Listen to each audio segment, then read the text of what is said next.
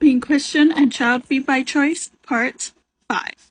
Remember, this is not a space to bash parents, children, or anyone who does not have kids for whatever reason. Doing so will get your comment deleted and your account blocked. Another question that people who are child-free by choice get is, can you have a meaningful life without children? Or sometimes it's stated as a statement, you can't have a meaningful life without children. I have no doubt that for some people, having children gives their life meaning and purpose. I would never suggest otherwise. And I also want to acknowledge that the idea of that those who do not have kids are living a meaningless or purposeless existence is false. First, tying someone's worth or purpose to a certain societal role is problematic.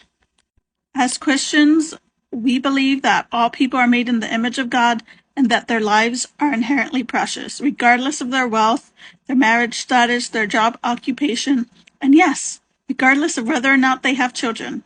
As Christians, people matter because they exist and are made in the image of God. Additionally, do we really think so lowly of God that God would have one singular purpose for each individual on earth?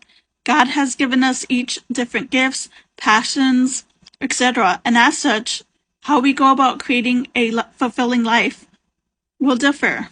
No one gift or purpose or passion is necessarily better than the other. They are just different. For me, I find purpose in advocating for a more just and equitable world and letting people, particularly those on the margins of society, know that they are loved by God. To be sure, there are plenty of people who have a similar purpose and who find that having children helps them achieve that purpose. That is great, and I support them. Having children and fighting for a more just and equitable world can go together and often do. People often do both. But I know for me and my personality, I know my gifts, I know my limitations, and having children is not for me. And yet, I still find purpose and meaning in my advocacy work, in my writing, and in my relationships. Our lives are meaningful and purposeful because we are each made in the image of God, and we each have gifts and passions that animate us. That's okay.